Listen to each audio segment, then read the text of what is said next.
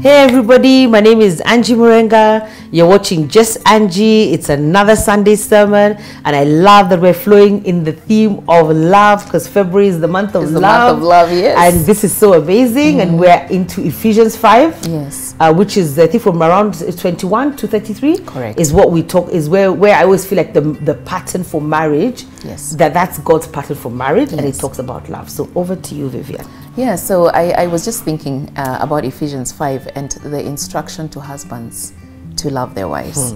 So the Bible tells husbands to love their wives as Christ loves the church. The pattern, the blueprint, the model for a husband to love his wife is as Christ loved the church. So you can't truly love your wife if that is not the model. The way that Christ loved the church. And Christ loved the church. He died. He died for the church. Yes. Yes. It also says that he washes her with the water of his the word. Yeah, to present her without blemish, without blemish, and without wrinkle. Without wrinkle. In glorious splendor. I think the Amplified says that. Wow. So when we think about love, you know, love, we've just celebrated Valentine's, and there are people who felt they were not loved because they did not receive a red rose, or they did not get flowers, taken, or some perfume, or some perfume, or out for dinner. You know, this crazy things where people spend millions to go and stay at a penthouse, and you know, and it's not a bad thing. It's not a bad thing, but that's the pattern, debatable. That's debatable. I will keep my thoughts to myself. I wouldn't mind. Yeah, you wouldn't mind. I wouldn't mind. Yeah? But I think the pattern, God is calling us back to the true pattern, the true measure. The question that will be asked of husbands: did you love your wife as Christ loved the church? And then I love it because, you know, I've always felt there's this inherent nature that women have to be loved. Yes. How excited was I to find it in the word? I was screaming. I was like, yes, Lord. Yes. Because women have this inherent nature. If you find anything wrong in any woman, all they want is to be loved. Yes. But in God's word, the pattern that he's created for marriage, he's actually put it there. Yes. It's described there. Yes. Because he wants this husband to love his wife as Christ loved the church. So Christ gave up himself for the church.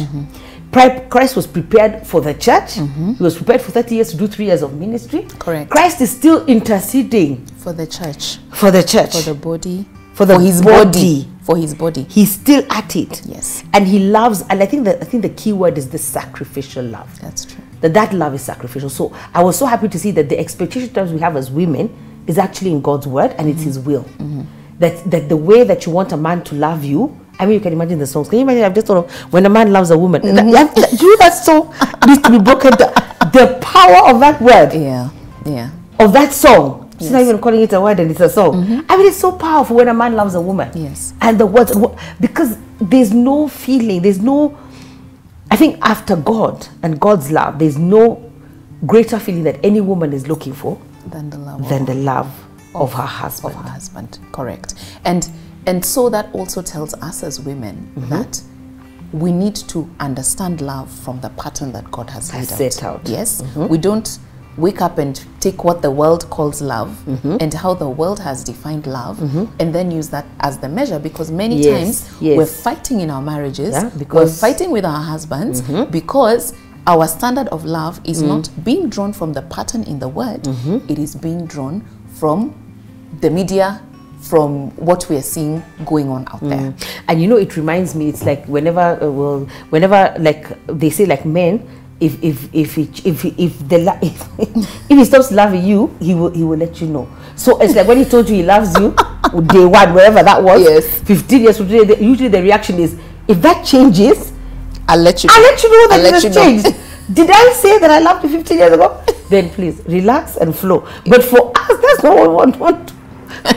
We always want to continuously hear it. Yes. You know, we want to continuously be reaffirmed. But then again, also men show their love in their actions. You know, am I here? Yes. Am I providing? Yes. I remember when Bishop T.D. Jakes preaching and say, did he stay? Yeah, that is a sign of love. We may not see it, but this guy, he stayed here. Yes. Did he stay? Yeah. Did he not walk out? Did he come home every day? I mean, those are the signs of love that we don't, I think, sometimes see. but we need to see them. That's true. We need to see that this is another expression of love. Exactly. Yeah. But I think the message out there is, husbands, you have to love your wife as Christ loved the church, because it's in the Word of God. Yes. And that's how God is. He created woman. So the way he created her, he wired her to be loved in this way. Yes. He wired her to thrive, so to speak, when she's loved that way, because that's how the church thrives. Yes. If Christ removes his love from us, we're finished. We are sunk. If he removes his covering, yes. if he removes his love, if he removes his intercession, if he removes his intervention, yes, then we are sunk,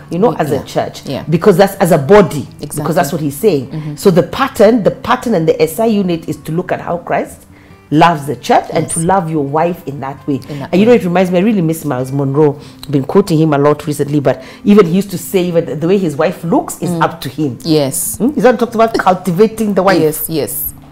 So how she's presented, which is also saying that, because it's saying that Christ is going to present this wife to him holy, blameless, without spot and without wrinkle. Yes.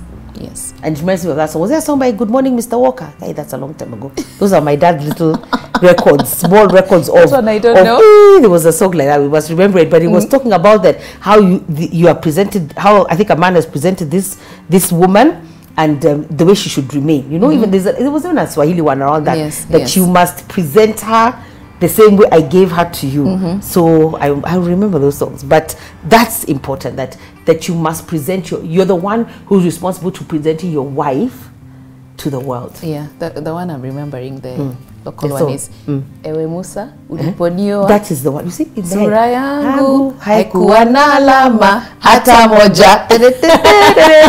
Hey, I remember. Wow. No blemish then. No blemish then. No blemish now. Hallelujah. That man, he was quoting scripture. We didn't know. We didn't know. Yes. Sura yangu haikuwa na alama hata moja. Yes. Yeah. So but love is two-way.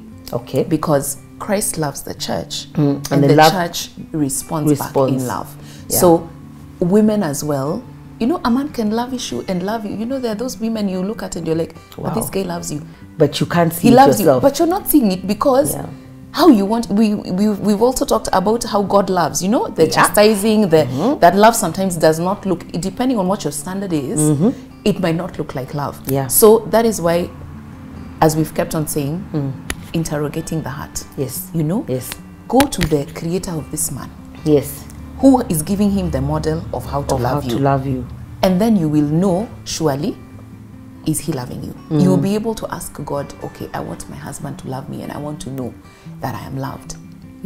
How will I know? Sometimes there are things which we don't think we can ask God, but surely if God has put it in the Bible you can't ask that him. Husbands should love their wives as Christ loves the church, then wives should be able to respond as the church responds to the Christ who loves them. Yeah. We should respond in that way. Yes. How will we know? By reading the word.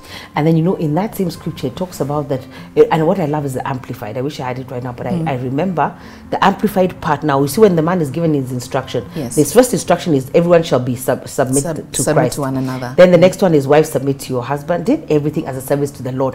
First of all, we forget that service. We have such a big problem about submission. But I was shocked to see, now read the Bible in totality. It's not just saying you to submit for the sake of submitting. It's saying as a service to the Lord. So your submission is because you're submitted to Christ already. Yes. So that is why you're submitting to your husband, because this is the law is laid out. Then now it goes into the husband, what he has to do. And there's so much. Not only does he have to love as Christ sacrificially and all that, but it also says, it tells the man he has to love his wife as he loves his own body. Exactly. Because also I love God. He understands the selfishness of men, and that's the truth. Men are extremely selfish. That's a fact. They can shout all they want. The word is the word that he's saying. Now I'm quoting Jesus in the word. He says that they must love, because why? He didn't tell the wife to love as she loves her own body. So he knows, maybe, of course, you see now we're going to another story. How women have issues with their body. Every woman, even when you think the body is perfect, she has an issue.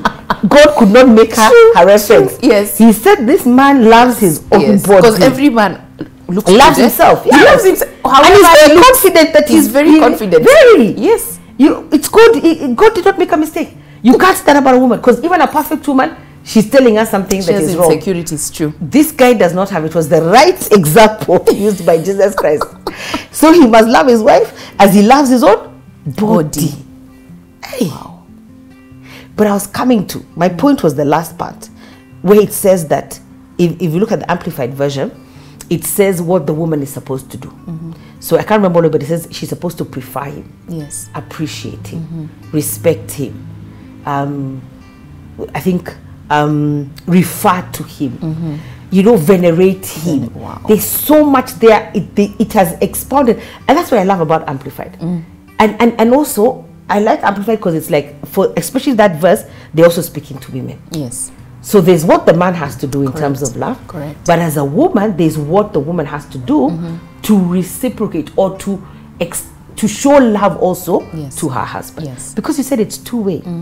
It's two-way. definitely two-way. It's two-way. She has to appreciate him. She has to prefer him. She has to refer to him. She has to respect him. She has to appreciate him. You know, there's all these things. So I'd encourage you to go out and read Ephesians 5 from the Ephesians 5, I think it's 21 to 33. To 33, but in there, if you look at the Amplified Version, what the woman is supposed to do to a man. So that there's two-way love going on here, and then there's God's love going on there. Exactly. Because I love the fact that the first statement is, all of you shall be subject and submitted to one another out of reverence for Christ. So there's a reverence for Christ that you both have, that then will make everything flow. So I feel like there's a threefold love here. There's God's love, there's the husband's love, and then there's the wife's love. Yes, yes. She's loving him by respecting him. Yes. That is how he... Yes, that's how he understands love. That's how he spells... That's his love language. That's his love language, exactly. It's the way they say that children, they spell love as time.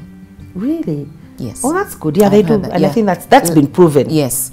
That time is how a child will spell love. And even as we look at it from a parenting, I mean, we've talked about God and then the marriage institution, which, and the next part also, when you go into Ephesians 6, it's talking about children, children obeying their parents. Yeah. And parents also not being hard on their children. Yes, fathers don't exasperate children. But from a love perspective as parents, I think time is so true and so valuable. Yeah. You know, how much time are we spending with our children? Yeah. There's so many other things that are occupying us. We can be sitting together, but you're on WhatsApp. So we're not spending time. So you're actually not disconnecting. Your attention is not there. You're not from the outside world. In order to focus on these children. And then I think we have a lot of the children reacting to that. Yes. We have a lot of reaction. We can tell a lot of reaction is to the fact that there's no time. And we might not be able to get into it today, but I think one of these days we really must debate the issue of, I just keep wondering, are we supposed to work? Are we supposed to spend as much time as we do away from our children? Is that really what God is asking us? When I say that, is because we have such a short time with them. Yeah. Every time I meet children, even parents with young children, even yourselves, I'm always telling you guys, enjoy your children. I'm telling you, no sooner are you going to say your name, they are gone. And let me tell you, when they are gone, they are gone. And every time I want to argue about how they've gone, God says, look, can we take an example of yourself? Then I keep quiet. Because even me, the world was open. I mean, the world is here. We are ready to go and see this world. And that's the same thing, the same reaction these children are having. So it makes me so sad that we don't spend enough time with them. We spend time away from them. And then they are gone. Then I don't know how we ever catch up or even bridge that gap. Yeah. It's almost impossible. What I'm thinking and hearing is that without intimacy, you cannot say you love somebody or you have a relationship with somebody if there's no intimacy. There's no fellowship. There's no fellowship, so whether it is in marriage, whether it is with God, you know, I can't keep on saying I love God, but I never spend time with God. We never have a conversation. I never open my Bible. You know, I never meditate on the word. I cannot say I love my husband if I don't spend time with him. You know, if we don't just sit down and catch up and talk about nothing. About how the day was. You know, both of us have spent the day outside the house. How was your day? You know, what's going on? And I cannot say that I love my child if I don't spend time with her. But that is something that's happened. That's just, I don't even know. At least maybe we've touched on it. Let me tell you, Viv, this is a huge problem. It is. And you know, I keep feeling like, even like now, if I go to the husband, actually all of them, to the time with God, time with husband or spouse, time with child, and it's not spent, the longer the cycle goes, the more apart we grow. Yes. And then it's very hard to bridge that gap. And I'm thinking, like, I think maybe the bishop is on this series of bridges, but I just keep feeling that the gap widens. Then the more the gap widens, now you can't jump. So I think it's better to nip it in the bud. Yes. And we're in February still. It's early days of the year. It's time for changes to take place. Nip that thing in the bud of not spending enough time with your children, with your spouse, and with God. Yes. Because it's going to grow you. And it's going to help you. Yes. And these are the people that you need. Exactly. What you prioritize. Yes. Yeah. Priority is about how you schedule your time. Yeah. Whatever is a priority to you, you will give it. You will more give time. it your time. So we cannot be saying, I cannot say that my family is my priority or God is my priority when I spend all my time in the office. It's true. It's an oxymoron. And that's what you said about even at Unstuck. Yes. Redefining success. Correct. How are you successful if your, God forbid, your marriage is not successful? Yes. Your children, you and your relationship with children are not successful. You and God don't have a relationship. How is that success exactly? And then, you know, in redefining success, the worst thing about those office things, Vivian, let me tell you, if anything happens to you, God forbid, the way that office moves on, even it's even shock. You know, it's for, let's first sit down and you guys can move on like that. God, reassign commissions quickly. Someone will land on my account because I'm in sales. Yes. And you know, one of my first bosses gave me really good perspective. We used to work on Mombasa Road, and he was like, if you collapse here now on Mombasa Road, before your body, we have taken it round. Your account will have been reassigned. Yes. The best thing we shall do is buy a very good coffin for you. Yes. And attend your funeral. And debate gone. Yes. On how people are going to attend your funeral. Yes. The closer to town, if it's close to town, there will be more people. The farther away they will from be the capital, casting lots. Who's coming? Who is coming? Yes. And defending. Some of us are far from the capital. Yes, there might far. be one There's or two a whole people. debate about whether we are coming. Or who can travel that far? And but that now makes me think about, then what am I giving my life to? But you see, that child will be so devastated. That's true. That spouse will be so devastated. That is true. That is true. But your job, there will be no devastation. It will be moving on swiftly. You know the one that shocks me about Moses? You know when God says to when God says to Joshua, me there's some things that scare me in the Bible. That statement scares me. My servant Moses is dead. Now Joshua. Yes. I'm like, no. Pause first. Dead is very fine, first of all. Please, can we first deal with this issue? No. God has moved on. God has moved on. I was reading it there. I was reading it in the Amplified recently, and it says, my servant Moses is dead. Now, therefore, arise. In brackets, take his position. Yes, now. There's no debating. Take his position. Yeah. So that's, and you see when you're saying now take your position, it's bringing so many things to mind, but who will really be able to take the position for your child? Who will be able to take your position in that marriage? Yeah. But we've given everything to work. That's what I'm saying. It's like we have misplaced, whether we like it or not, we have to work. Yes, we say we have to work, but there's a lot of misplaced, we've misplaced our energy. We've misplaced our time. Yeah, I'm also hearing, sorry to interject, when we talk about even work, do we think and care and love for the people that we work with? Because sometimes even the time, yes, we are investing a lot of time in work, but it is about the task. It is about just the results, you know, and getting ahead. The results. But there could be an opportunity as well, even to demonstrate this love, to minister in the workplace. I was recently listening to TD Jakes recently, and he was saying, how are you has become a greeting. Someone says, how are you? They don't really want to know. They don't even want to wait and listen to the answer. How you are. If you tell them you're not fine, they even look at you in surprise. Like, really? Oh, they do? Why? I mean, okay, I'll catch up with you to have this discussion. But even, are we expressing the love? Fine, you're spending 16 hours in the office, God forbid, but you're spending time with other people.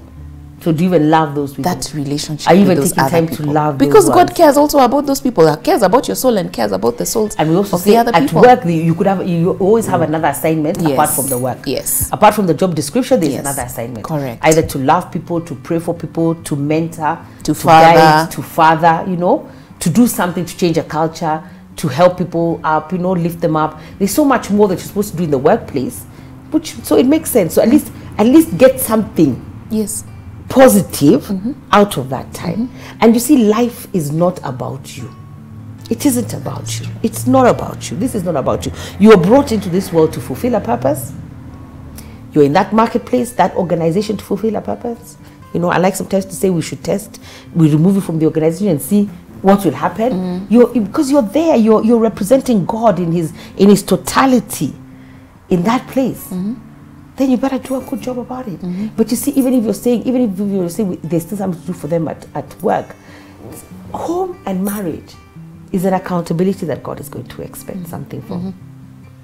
Because you see, it's like the parable of the talents. I always look at it like there's a return on investment. So God is he wants a return on his investment. He needs an investment in you, because the people who are not married, who have been fasting for many years for marriage, who have been praying for many years for marriage, you have. Yes. They who don't have children. That's true. They have been praying for years for children. God has given you.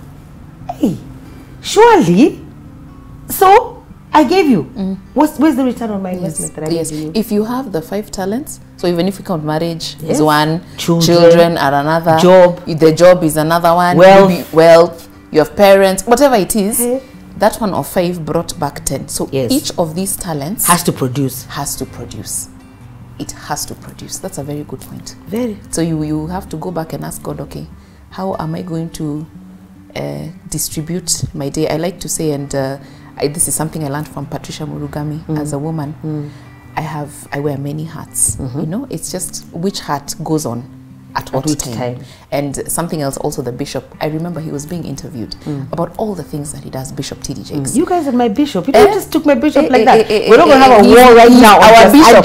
He's about my bishop. Because you are people, you're even shocking. Somebody can introduce something to you and you guys just swallow him up. You take over. You enter that space. And you're taking over. Yeah. I even get from Tanzania. So the bishop said, I'm like, whose children are these? The bishop was mine. I owned the bishop all by myself, and I was having such a good time with him. Now he's your bishop. You are a spiritual father. You share with the sons, with the children. They've overtaken me. They have gone. They have positioned themselves ahead. Now Mecca, they are there. Yeah, we are here. We have arrived. We have both of us 3 with the bishop. With the bishop. So the bishop was being asked about how does he juggle all the many things that he does. You know, he's a producer. He's a pastor, a bishop, he's a parent. He's an entrepreneur. He's an entrepreneur. Yes, he's into movies, he writes books, he's a husband, he's a grandfather. And he said, it's you're juggling, you know, you're juggling. You will drop a ball. Yes. Just make sure you don't drop the same ball tomorrow. I think I had that message. Tomorrow. Don't keep on dropping the same ball. So you pick this hat today, but tomorrow you pick another hat. Exactly. Yeah. Exactly. You can't keep dropping the same. You can't keep dropping the same ball. That is what you are saying. The bridge will just keep widening. It will keep widening. And then you don't know what to do with that gap because it's become too wide for you now to bridge. And I think that's what happens. Even when I'm counseling people in terms of marriage, I just think that things have just gotten out of hand for a long time. So really, there's really nothing wrong. And even we went back, we can't really trace what it is we are fighting about, what this gap is about. But I think for newly married, not even for newly married, I think if for whatever gap is taking place, prevent the gap from widening too fast. Don't just let it go without saying anything about it, because I feel like these things can just be spoken about, and the earlier we deal with things, the better we do. But even if the gap is this wide, it's okay, there's still hope. Hey, that conversation has really morphed into all that God wanted it to be.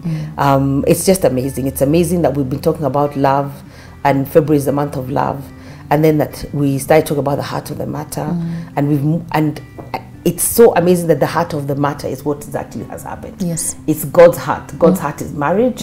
It's the marketplace, and it's our children. Yes. And you know, it reminds me. There's even a PLF chapter on models in the marketplace, and I feel like that's where it has moved to. So it's become a very deep conversation, and that's why I love flowing. I love flowing because God is one who drives the conversation the way He wants to. So I want you, Vivian, to pray for us in line with just the way everything has gone, and just flow with your spirit.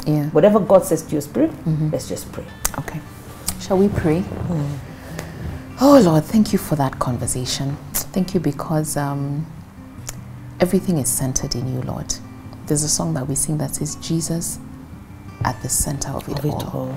And so, Father, I thank you because when we put God and the things of God at the center of everything. And, you know, it's like the solar system. The sun is at the center and everything is going around it, Lord. That is how our lives are built, with you at the center, Lord. Thank you for reminding us about the things that are important to you. Thank you for taking us back again to the heart of the matter, Lord. That you care about people in different spheres and in different dimensions. You want to see marriages blossoming, Jehovah God, and you have given us a blueprint in your word about husbands loving and wives submitting to their husbands. And when that is done in accordance with your will and with your pattern and with your design, Jehovah God, then things will work out right. You've told us about how parents should take care of their children and not exasperate them, and children honoring and obeying their parents, Father. And we've had a chance to talk about the parental relationship, which is modeled again by you, because you are God, our Father. We see it in the relationship between God the Father and Jesus Christ the Son, and we see it in the relationship between God and us, oh Father. And then again, you have taken us, Lord, to talk about the marketplace, to talk about work and what we should or should not do, how we should operate in the marketplace. And again, that is modeled because when we look at the story of the talents, you gave someone a task. You gave each of these 3 servants a task. You used marketplace examples so many times in the Bible, Jehovah God, as examples for us to glean from how it is that we should operate in the environment. That, Lord, you want a return, and not just a monetary return, Father, but even a return in souls. You are invested in the souls of people in the marketplace, Jehovah God. So I pray that as we consider, Lord, as we go back to the heart of the matter, oh God, you will open our minds and you will open our hearts, oh God, that we will be able to receive from you and take direction each and every day about how it is that we need to cultivate, to protect, to invest in the relationships that you've given us. Relationships with our spouses, relationships with our parents, relationships with our children, relationships with other people that we work with, our colleagues, if we're managers, those that report to us, Jehovah God, relationships with our pastors, oh Father, relationships with our siblings, oh Father. You care about relationships, oh God, because you are a relational God. So I pray that we shall take direction from you each and every day, from your word and from the conversations that we have with you. And in all this, you will be glorified as we go about your business. In Jesus' name I pray. Amen. Amen. Amen. Beautiful.